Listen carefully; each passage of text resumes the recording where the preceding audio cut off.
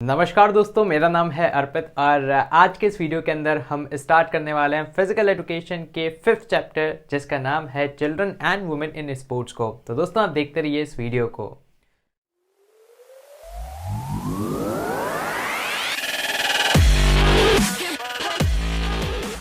तो यार दोस्तों, सीबीएसई के टर्म फर्स्ट के हिसाब से यहाँ पर मैंने आपके लिए बहुत ही अच्छे नोट्स भी बनाए हैं, उनका लिंक आपको डिस्क्रिप्शन में मिल जाएगा, तो जरूर से आप उन फ्री नोट्स को डाउनलोड कर लीजिएगा।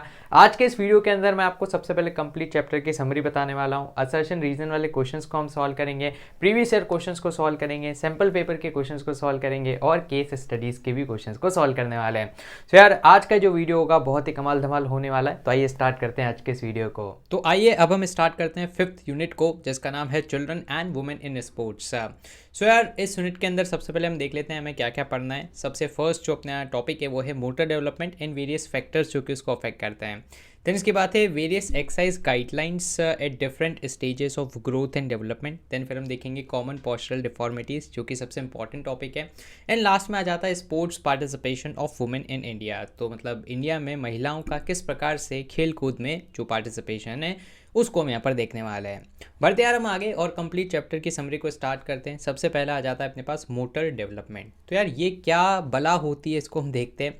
सो मोटर डेवलपमेंट का मतलब होता है डेवलपमेंट ऑफ मूवमेंट। तो जो भी हम मूवमेंट करते हैं बर्थ से डेथ तक, उन सभी मूवमेंट्स के डेवलपमेंट को ही हम मोटर डेवलपमेंट कहते हैं।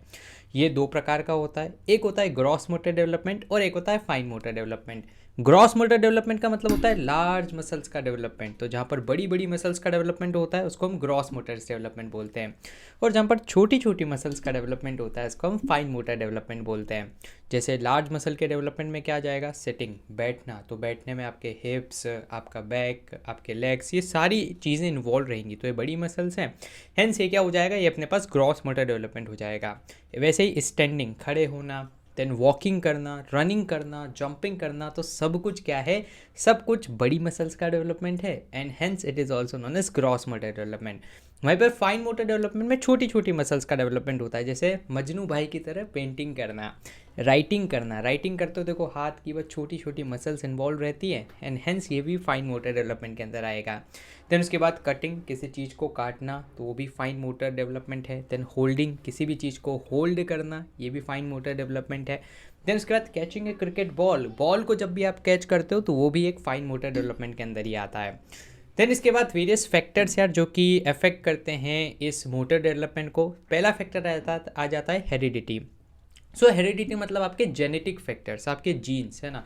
फॉर एग्जांपल किसी के पापा वो एथलीट हैं, है ना, किसी के मतलब कंप्लीट पेरेंट्स ही एथलीट्स हैं, पापा मम्मी दोनों, तो हो सकता है कि बच्चा जो रहेगा वो उसके जो बॉडी पार्ट्स रहेंगे शुरू से बहुत ज़्यादा फ्लेक्सिबल रहे, है ना, जिसके कारण उसका मोटर डेवलपमेंट बहुत जल्दी हो जाए, जल्दी वो मूवमेंट्स करना सीख जाए। देन उसके बाद एनवायरनमेंट का बहुत ज़्यादा फ़र्क पड़ता है। अगर साफ़ सुथरा एनवायरनमेंट रहेगा तो ज़्यादा अच्छे से आप मूवमेंट्स को सीख पाएंगे। देन न्यूट्रिशन, यार अगर अच्छी डाइट लेते हो तो जितनी अच्छी डाइट लोगे उतना ही अच्छा यहाँ पर आपका मूवमेंट रहेंगे। देन इम्यूनाइजेशन, अगर आपने टीकाकरण करवा लिया टाइम पे तो बड़ी डिजीज़ के चक्कर में आप नहीं आएंगे और आपका जो डेवलपमेंट है वो बहुत ही अच्छा रहेगा। अपॉर्चुनिटीज़, जिसको ज़्यादा अपॉर्चुनिटीज़ मिलेगी उसका ज़्यादा अच्छे से डेवलपमेंट होगा। रिक्रिएशन मतलब क्या आपको एक काम के अलावा दूसरे काम भी करवाए गए हैं, फॉर एग्जांपल पढ़ाई के अलावा खेल कूद। सो जो अगर ये सारे काम कर पाएगा तो उसका ज़्यादा अच्छे से डेवलपमेंट होएगा। देन उसके बाद आ जाती है पोस्चरल डिफॉर्मिटी। तो यार अगर आपके पोस्चर में कहीं कोई डिफॉर्मिटी है, कहीं कोई दिक्कत, गिला शिकवा, दुख दर्द है, तो फिर डेफिनेटली वहाँ पर डेवलपमेंट में बाधा आएगी, और नहीं है तो बहुत ही आसानी से आपका डेवलपमेंट हो जाएगा। नेक्स्ट है सेंसरी इम्पेयरमेंट्स, मतलब अगर आपके सेंसर्स अच्छे से काम नहीं कर रहे हैं, फॉर एग्जांपल आप आग के पास गए, वहाँ पर आपको पता ही नहीं लगा कि आग जल रही है, बहुत ज़्यादा हीट है, तो आपके हाथ पैर जल जाएंगे, तो फिर आप सोशली कट होना स्टार्ट हो जाओगे, है ना। तो सोशल स्किल्स पे भी डिपेंड करता है आपका मोटर डेवलपमेंट। देन फिर मेंटल स्किल्स, यार आपकी मेंटल हेल्थ कितनी अच्छी है उस पर डिपेंड करेगा। जिसकी मेंटल हेल्थ थोड़ी डाउन होगी उसका डेवलपमेंट इतनी आसानी से नहीं हो पाएगा। स्लीप, प्रॉपर क्या आप नींद ले पा रहे नहीं ले पा रहे, प्रॉपर नींद नहीं ले पाएंगे तो फिर आपका डेवलपमेंट इतनी आसानी से नहीं होएगा। ट्रेनिंग एंड प्रैक्टिस से भी बहुत ज़्यादा फ़र्क पड़ता है यार, कि अगर आपने प्रॉपर ट्रेनिंग एंड प्रैक्टिसेस करी है, प्रॉपर आपको अपॉर्चुनिटी मिली है ट्रेनिंग की, तो डेफिनेटली यार यहाँ से आपको मोटर डेवलपमेंट होएगा। देन इसके बाद जेंडर, जनरली देखा गया है कि फीमेल्स का जो डेवलपमेंट है मूवमेंट्स का वो जल्दी हो जाता है in comparison to males. Then उसके बाद फिजिकल डिसेबिलिटी, ओबेसिटी, अगर आप बहुत ज़्यादा मोटे हैं तो फिर दिक्कत आएगी आपको मोटर डेवलपमेंट में। तो ये सारे फैक्टर्स हैं जो कि अफेक्ट करते हैं मोटर डेवलपमेंट को। नेक्स्ट यार अपने पास दो तरह के रहते हैं, ग्रॉस मोटर, फाइन मोटर, ये मैं आपको ऑलरेडी बता चुका हूँ। इनके एग्जाम्पल में और एग्जाम्पल आपको बता देते हैं, जैसे थ्रोइंग ए बॉल, तो बॉल को थ्रो करना is a gross motor development. Walking, running, hopping, hopping मतलब क्या होता है, जंप करना, कूदना किसी चीज़ को, जैसे फॉर एग्जाम्पल बीच में ऑब्स्टिकल है, ऑब्स्टिकल के ऊपर से कूदना, उसको हम हॉपिंग बोलते हैं। देन फाइन मोटर के अंदर आ जाएगा बोलना, ठीक है, जैसे अभी मैं जो बोल रहा हूँ ये भी एक फाइन मोटर डेवलपमेंट है ना। बच्चा पैदा होते ही फाइन मोटर डेवलपमेंट नहीं करता, पैदा होते ही बच्चे का ग्रॉस मोटर डेवलपमेंट होता है। देन इसके बाद प्लेइंग विथ टॉयस है ना, छोटे मोटे खिलौनों से खेलना, पजल जमाना, ये सारे क्या होते हैं, फाइन मोटर डेवलपमेंट होते हैं। देन उसके बाद और एग्जांपल्स आपको बता देते हैं फाइन मोटर डेवलपमेंट की, जैसे वॉलीबॉल को स्मैश करना। बच्चों अब की बार सीबीएसई के सैम्पल पेपर में यहाँ से प्रश्न आया था, इसलिए मैंने आपको इसको बता दिया ना, वॉलीबॉल को स्मैश करना भी एक फाइन मोटर डेवलपमेंट है, स्मॉल मसल्स का डेवलपमेंट है।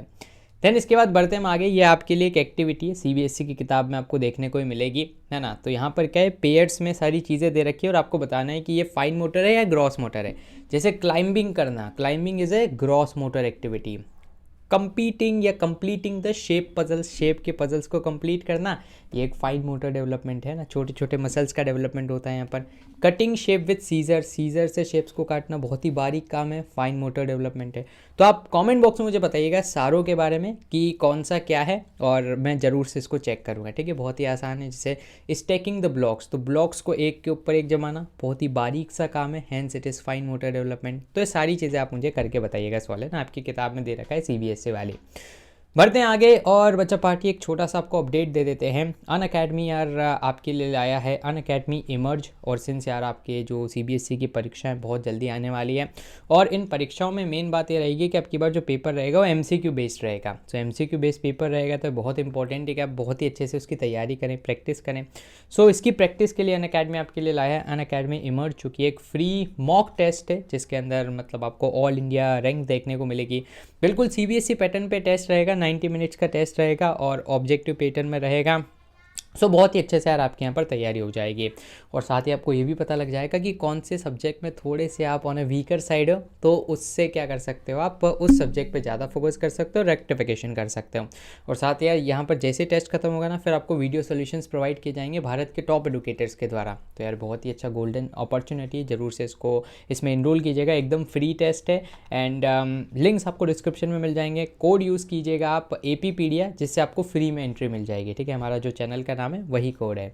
सो ज़रूर से इस टेस्ट को दीजिएगा और अपनी तैयारी का एक जायज़ा ले लीजिएगा।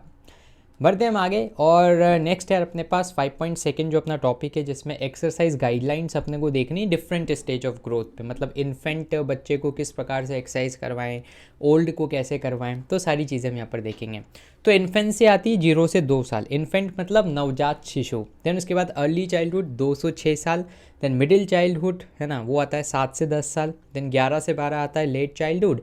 फिर उसके बाद आ जाता है निब्बा निब्बी वाली स्टेज, एडोलेसेंस वाली, ठीक है। तो वो आती 13 से 18 ईयर्स तक, ठीक है। तो 13 से 18 ईयर्स तक रहती है एडोलेसेंस। फिर उसके बाद आ जाती है एडल्टहुड, जो कि रहती है 19 प्लस, है ना, 18 प्लस आप एडल्ट हो जाते हैं। एंड देन 60 प्लस आप क्या हो जाते हैं, ओल्ड एज की कैटेगरी में आ जाते हैं। सो ये कंप्लीट आप एज का क्राइटेरिया जरूर से याद रखिएगा, यहाँ से बहुत सारे क्वेश्चंस आते हैं। अब सीबीएसई के अगर हम किताब देंगे तो उसने थोड़ा सा और क्लासिफिकेशन कर रखा है ना। 0 से 2 महीने के बच्चे को इसने न्यू बॉर्न बोला है। देन 2 महीने से 1 साल को इन्फेंट बोला है। एंड टॉडलर मतलब जो घुटने घुटने चलता है, ठीक है। आपने देखा होगा ना, बच्चा जैसे थोड़ा सा बड़ा हो जाता है फिर घुटना घुटना चलना स्टार्ट कर देता है, तो इसको टॉडलर बोला गया है। और 1 से 4 ईयर, तो बाई चांस कभी एमसीक्यू में आ जाए कि टॉडलर की एज क्या रहती है, तो 1 से 4 ईयर लगा देना, वरना जो जनरल क्राइटेरिया है वो 0 से 2 साल के अंदर हम इन्फेंट को मान लेते हैं, ठीक है। चलो बढ़ते हैं आगे। अब आपको एक्सरसाइज गाइडलाइन बता देते हैं कि यार अगर एक इन्फेंट है, जो नवजात शिशु है, उसके लिए किस प्रकार से आपको एक्सरसाइज करवानी है। तो पहले आप हेड कंट्रोल करना, सिटिंग करना, क्रॉलिंग करना, ये सब सिखाओगे। ग्रॉस मोटर एक्टिविटी, बड़ी बड़ी मसल्स की जो एक्टिविटी होती है ना, जैसे वॉकिंग, रनिंग, जंपिंग, थ्रोइंग, इन सारी चीज़ों पे सबसे पहले फोकस किया जाता है। देन उसके बाद exercise like throwing, catching, kicking a ball, है ना, 0 से 2 साल के बच्चों को हम ये करवाते हैं। फिर अर्ली चाइल्डहुड, जैसे जैसे बच्चा बड़ा होता है, अब यहाँ पर क्या, फाइन मोटर स्किल्स को भी थोड़ा सा प्रमोट किया जाता है। लाइक फाइन मोटर स्किल्स में क्या, पेन पकड़ना, है ना, 3 से 6 साल बच्चे को जनरली स्कूल में भी डाल देते हैं। तो इस प्रकार से फाइन मोटर स्किल्स और ग्रॉस मोटर दोनों पर फोकस किया जाता है।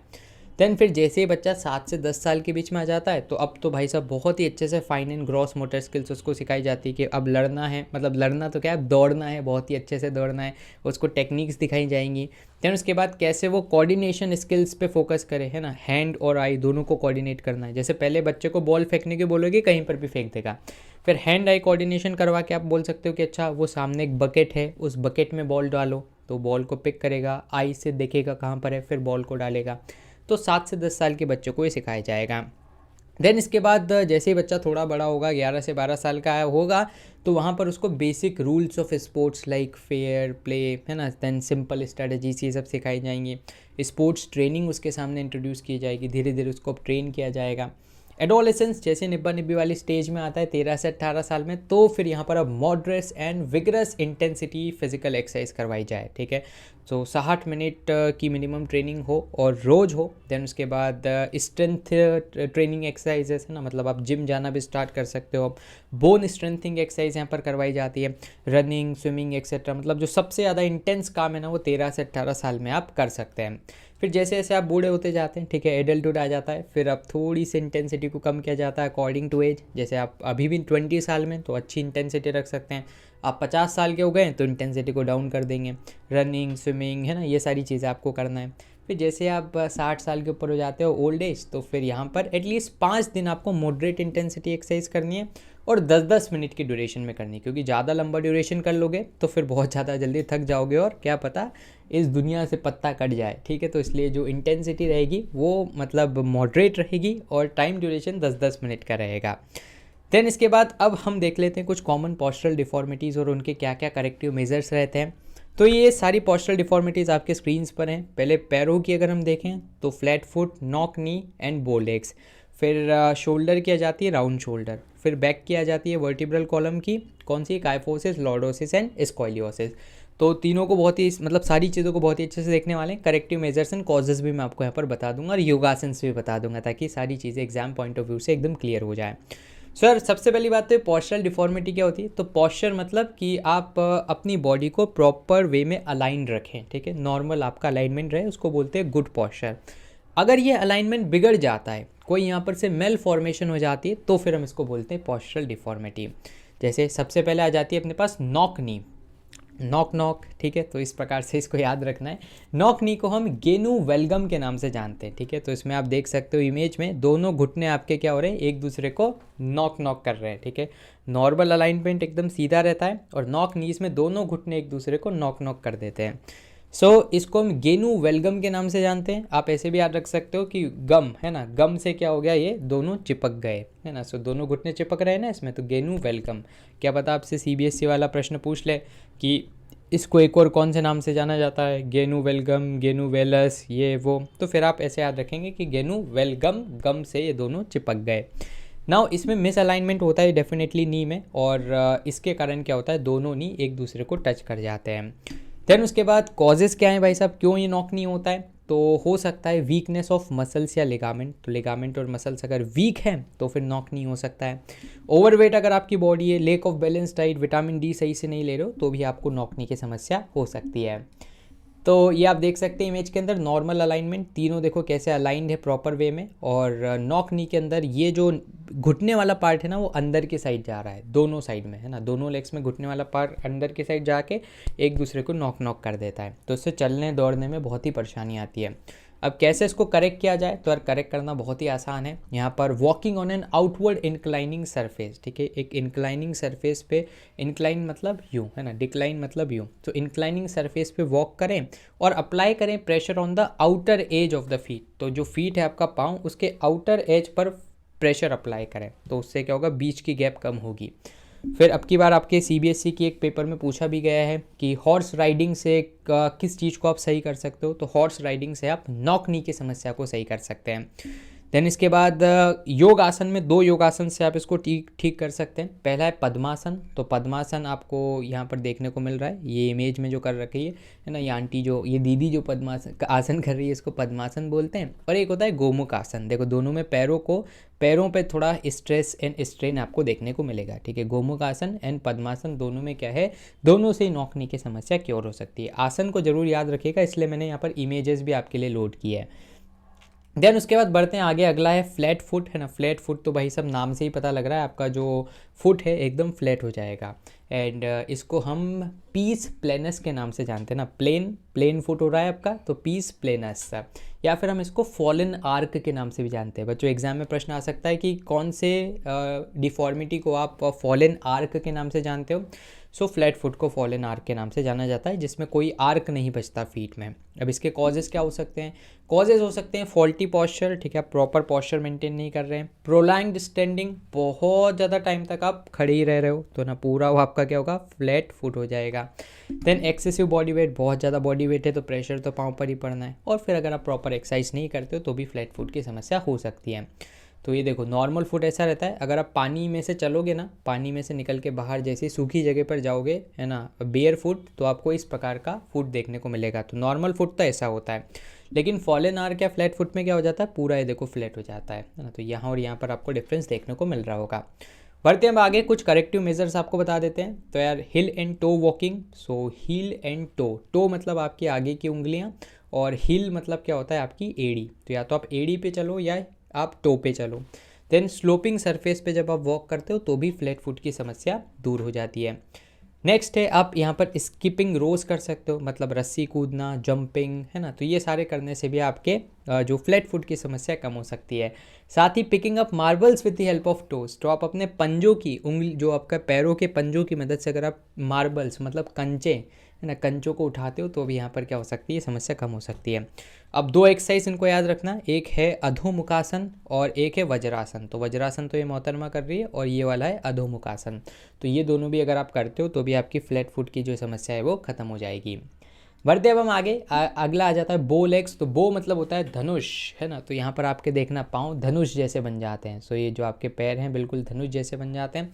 इसको हम गेनु वेरम बोलते हैं, ठीक है। तो गेनु वेरम, गेनु वेलगम क्या होता है, गेनु वेलगम आपका होता है नॉक नीज, और गेनु वेरम होता है बो लेग्स। तो ये आपको याद रखना है। एंड ये क्यों होता है, वही lack of vitamin D, phosphorus, calcium, अगर आपने अर्ली स्टेज में नहीं इन सारी चीज़ों को कंज्यूम किया तो बो लेग्स की समस्या हो सकती है।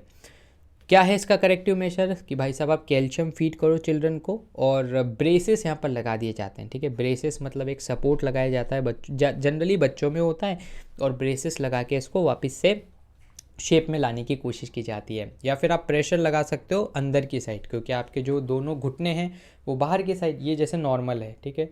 अब यूं हो जाएगा अगर, तो ये क्या हो जाएगा, बो लेग्स। तो आप बाहर से प्रेशर लगाओ अंदर की तरफ तो वापस अंदर की तरफ आ जाएंगे, है ना। और ये नॉक नी में क्या हो रहा है, दोनों एक दूसरे को नॉक कर रहे हैं। तो फिर हम हॉर्स राइडिंग करते हैं तो दोनों अलग अलग होते हैं, तो फिर ये वापस से मतलब लाइन पे आने की संभावनाएं बन जाती है।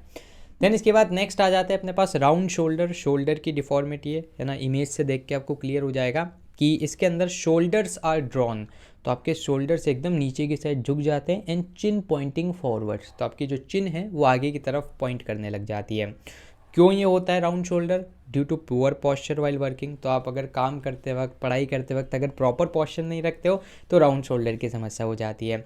फॉल्टी फर्नीचर, अगर आप प्रॉपर फर्नीचर पर नहीं बैठते हो तो भी ये हो सकता है। Wrong habit of sitting and standing, carrying heavy load on the shoulder, shoulder की समस्या है, ज़्यादा लोड कैरी करके जाओगे तो दिक्कत आ सकती है। And by sleeping on one side, एक साइड पर सोने से भी राउंड शोल्डर हो सकते हैं। तो ये देखो, ये है अपने पास नॉर्मल और ये है राउंड शोल्डर। इसमें देखो चिन एकदम सही जगह पे, इसमें पॉइंटिंग फॉरवर्ड है, इसमें शोल्डर एकदम सही है, इसमें शोल्डर्स आर ड्रॉन। तो ये दो कीवर्ड्स आपको याद रखने हैं। बढ़ते हैं अब आगे और आपको इसके करेक्टिव मेजर्स बता देते हैं। पहला तो रेगुलर एक्सरसाइज करो लीनिंग बैक ऑन चेयर, तो चेयर पर पीछे लीन करोगे तो भी आपके राउंड शोल्डर की समस्या कम हो जाएगी। योगासन्स में कौन कौन से आपके पास, चक्रासन है ना। चक्रासन में आपको क्या कर लेना है, एकदम पूरा चक्र बना लेना है। तो ये ऊपर जो मोहतरमा कर रही है चक्रासन है। देन एक होता है धनुरासन, तो इसमें आप धनुष बन जाते हो, ठीक है। यहाँ से आप तीर चलाओगे तो सीधा, है ना, रावण के जाके लगेगा, ठीक है।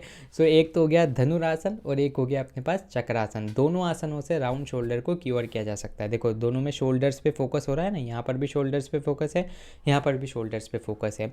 साथ ही आप और भी एक्सरसाइज कर सकते हो, like pullups, pushups, reverse shoulder stretch, plank, wall stretch, chest stretch.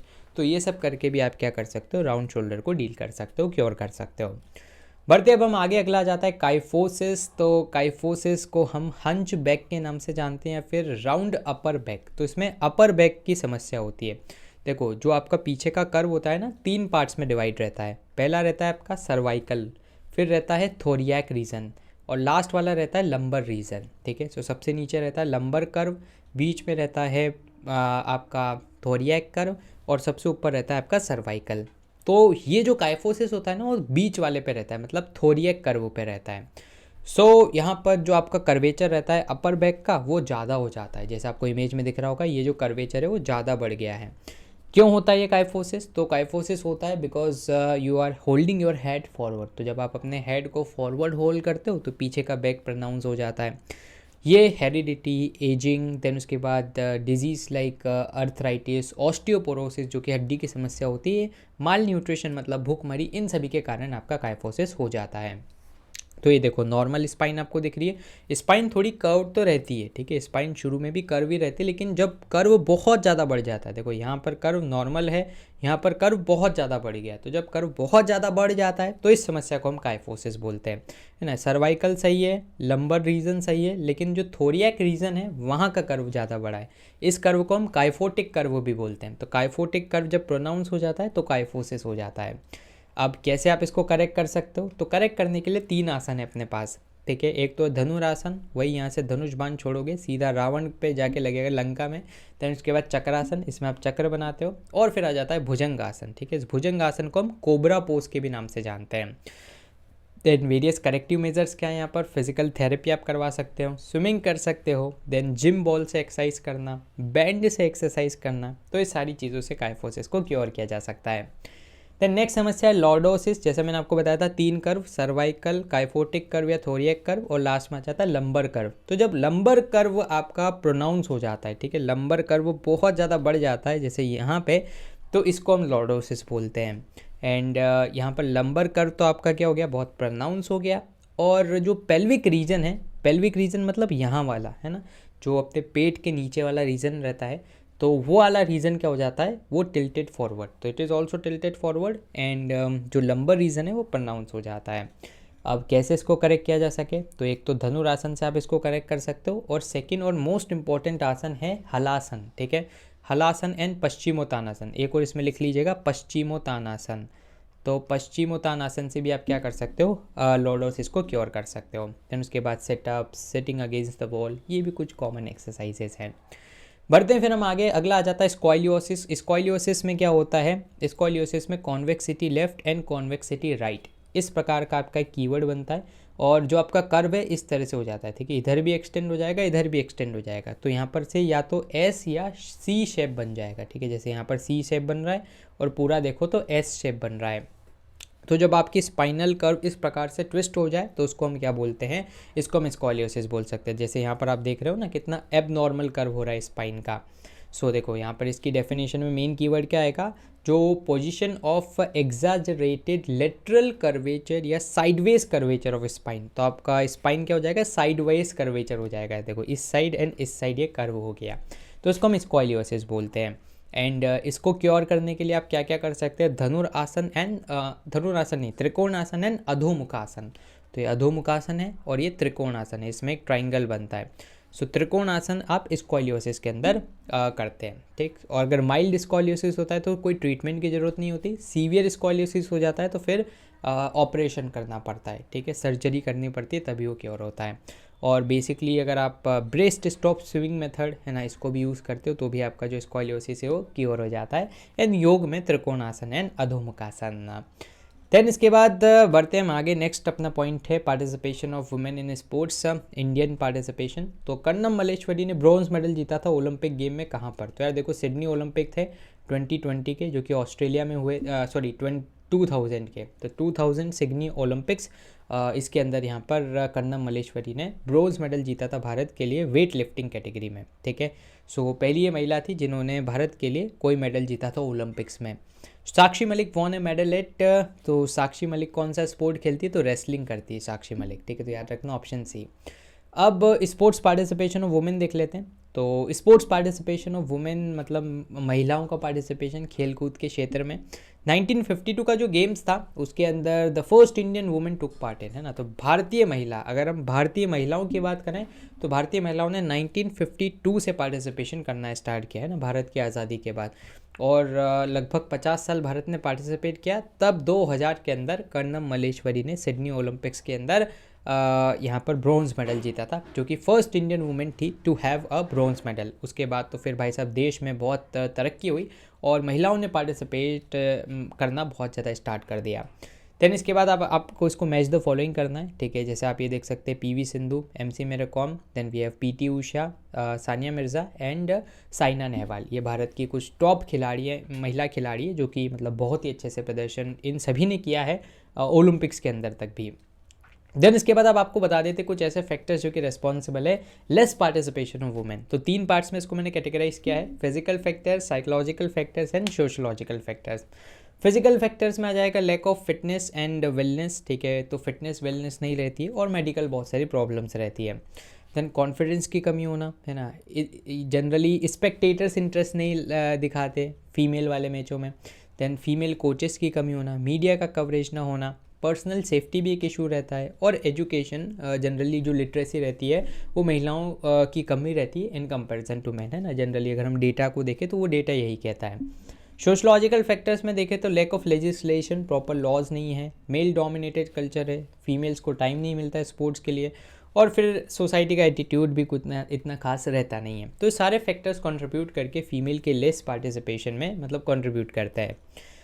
Then इसके बाद अब आपको कुछ कमाल धमाल एमसीक्यू सॉल्व करवा देते हैं। मैच द फॉलोइंग यहाँ पर, तो आपको मैच करना है infancy, old age, adulthood, adolescence and childhood. तो इन्फेंसी कहाँ पर रहती है, 0 से 2 साल में रहती है।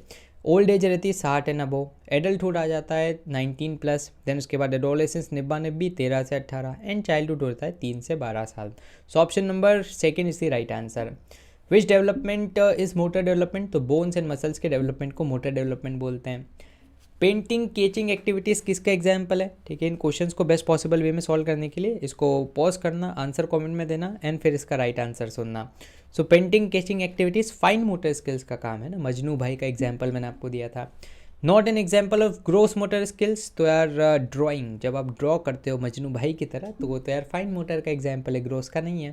देन इसके बाद कौन सा एक एग्जाम्पल नहीं है फाइन मोटर स्किल्स का, तो राइडिंग ए बाइक। भाई साहब बाइक जब राइड करते हो तो उसमें किक मारना, एक्सेलरेट करना, है ना, बार बार पाँव को टिकाना, तो वो सब ग्रॉस मोटर स्किल्स के एग्जाम्पल्स हैं, न कि फाइन के। नाउ प्रीवियस ईयर क्वेश्चन आपको दिखा देते हैं। Scoliosis is related to vertebral column, भाई साहब ये स्पाइन की समस्या है। देन उसके बाद सीबीएसई के क्वेश्चन पेपर हम देखें, सो लंबर रीजन से रिलेटेड डिफॉर्मिटी को हम लॉर्डोसिस बोलते हैं, ठीक है। तो लॉर्डोसिस ए कॉमन डिफॉर्मिटी जिसमें lumbar curve it became pronounce. तो यहाँ पर कहाँ पर लॉर्डोसिस, ये रहा, है ना, जिसमें लंबर कर्व प्रोनाउंस होता है लॉर्डोसिस, जिसमें अपर कर्व या थोरियक रीजन प्रोनाउंस होता है उसको हम काइफोसिस बोलते हैं। देखो ये मैं आपको जो बता रहा था ना कि जो अपनी स्पाइन है 3 पार्ट्स में डिवाइडेड है, एक है सर्वाइकल स्पाइन, एक है थोरियक और एक होता है लंबर स्पाइन। तो सर्वाइकल की तो कोई डिफॉर्मिटी है नहीं, थोरियक की डिफॉर्मिटी होती है काइफोसिस एंड लंबर की डिफॉर्मिटी होती है लॉर्डोसिस। देन इसके बाद आ जाता है कौन सी पोस्चरल डिफॉर्मिटी में कॉन्वेक्सिटी लेफ्ट एंड राइट, मैंने आपको बताया था एस का एस सी का शेप बनता है तो हो जाती है स्कॉलियोसिस। तो ये हो गया abnormal curvature spine. Which motor skills is involve in smashing a volleyball, तो वॉलीबॉल को जब आपको स्मैश करना है तो वहाँ पर आ जाती है आपकी फाइन मोटर स्किल्स, ठीक है, हमने देखा भी था। Then which of the following is not a spinal curvature deformity, तो फ्लैट फुट एक पाँव की समस्या है, बाकी सारी स्पाइनल कर्वेचर की डिफॉर्मिटी है। नेक्स्ट प्रश्न है कि कौन सी पोस्चरल डिफॉर्मिटी रिलेटेड रहती है प्रोस्टीरियर कर्व, तो यार जो posterior curve, thoracic curve and kyphotic curve तीनों एक ही चीज़ है और तीनों रिलेटेड है काइफोसिस से, ठीक है। तो ये देखो मैंने आपको बताया था ऊपर वाला सर्वाइकल, नीचे वाला प्रोस्टीरियर आर्क या फिर थोरियक आर्क या फिर काइफोटिक कर्व, तीनों में से कुछ भी आप इसको बोल सकते हैं। देन उसके बाद लास्ट में आ जाता है नीचे वाला लंबर रीजन, तो यही होता है अपने पास काइफोसिस, जिसमें ये वाला जो रीजन है वो प्रोनाउंस हो जाता है। नेक्स्ट प्रश्न है अपने पास कि इस फिगर को देखना है और आपको बतानी कि कौन कौन से एक्सरसाइज आप कर सकते हो। तो पहली बात तो अपने को पहचानना पड़ेगा भाई यहाँ पर कौन सी समस्या है, तो ये तो नॉर्मल फुट है और ये आपका फ्लैट फुट है। फ्लैट फुट के लिए आप एक तो रस्सी कूद सकते हो और वॉकिंग ऑन हील्स, बिल्कुल दोनों काम करने हैं। So option number C is the right answer over here. Halasana से क्या क्योर होता है, तो हलासन एंड पश्चिमोत्तानासन से अपना लॉर्डोसिस क्लियर होता है, ठीक है। तो ये हलासन होता है ना, halasana and Paschimottanasana suitable for the management of lordosis spinal deformity. Next प्रश्न है आपके पास, इसको मैच द फॉलोइंग करना है। पहले तो आपको देखना है कि कौन कौन सी डिफॉर्मिटी है। तो नॉक नीज, ये है बोलेक्स, ये है लॉर्डोसिस, ये है स्कॉलियोसिस। हॉर्स राइडिंग किससे क्योर होती है? मतलब knock knee horse riding. Then उसके बाद ये है अपने पास हलासन, अभी अभी हमने पढ़ा था लॉर्डोसिस हलासन। त्रिकोण आसन का हमने पढ़ा था स्कॉलियोसिस। और गरुड़ आसन का आप याद रखना, गरुड़ आसन में रहता है बोलेक्स, तो बोलेक्स गरुड़ आसन से भी क्योर हो जाता है। Hence option C is the right answer over here. अब कुछ केस स्टडीज़ भी हम सॉल्व करते हैं। तो पहले में पूछ रहा है कि what kind of postural deformity doctor is found in Sandy. तो डॉक्टर ने कौन सी पोस्टरल डिफॉर्मिटी यहाँ पर फाइंड की गई होगी, है ना। सो यहाँ पर लिखा है कि curve convexity left convexity right, तो ये कब होता है? एस शेप बन रहा है, मतलब स्कॉलियोसिस। देन यहाँ पर एक प्रश्न पूछा गया है, ये आप पढ़ना इसको, केस स्टडी को, है ना। यहाँ पर पूछा गया है कि in which year did women first participate in Olympics. तो वुमेन ने पहली बार ओलंपिक्स में 1900 में पार्टिसिपेट किया था। वहीं पर इंडियन वुमेन ने पहली बार 1952 में पार्टिसिपेट किया था। कौन इसमें एसोसिएटेड बैडमिंटन से? तो साइना नेहवाल, ठीक है, साइना नेहवाल, पीवी संधू, ये सब बैडमिंटन खेलते हैं। क्या फैक्टर से लेस पार्टिसिपेशन ऑफ फीमेल्स के? तो बिल्कुल इंफ्रास्ट्रक्चर नहीं है, कॉन्फिडेंस की कमी भी देखने को मिलती है, पेरेंटल एंड एडल्टल इन्फ्लुएंस है, ठीक है, सारी की सारी चीज़ें। Option number D is the right answer. Assertion reason वाले क्वेश्चन हम देख लेते हैं। पहला बोल रहा है कि lordosis is treatable by doing Bhujangasana Tadasana. तो बिल्कुल यार ये गलत है, क्योंकि भुजंगासन तो है लेकिन लॉर्डोसिस में और क्या क्या रहता है अपने पास? लॉर्डोसिस मतलब लंबर रीजन प्रोनाउंस, मतलब पश्चिमोत्तानासन एंड हलासन, ठीक है, ताड़ासन नहीं रहता, तो ये गलत हो गया ए। आसन से स्ट्रेंथन होता है मसल्स एंड मेंटेन होती है बैलेंस ऑफ द बॉडी, तो आर सही है। तो यहाँ पर कोड देखो भाई साहब, A is false and R is true, तो इसका आंसर क्या हो जाएगा? डी। नेक्स्ट प्रश्न है अपने पास, motor development refer to development of child's bones muscles and ability to move around. बिल्कुल सही बात है।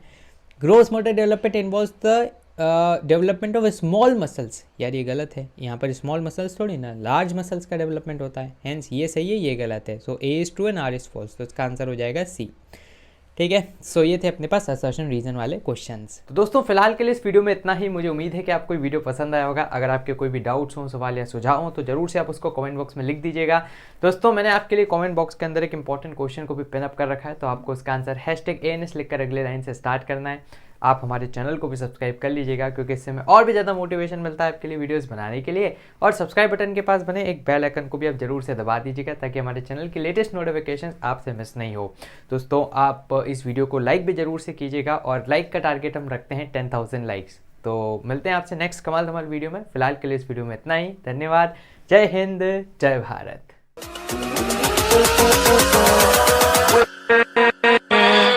With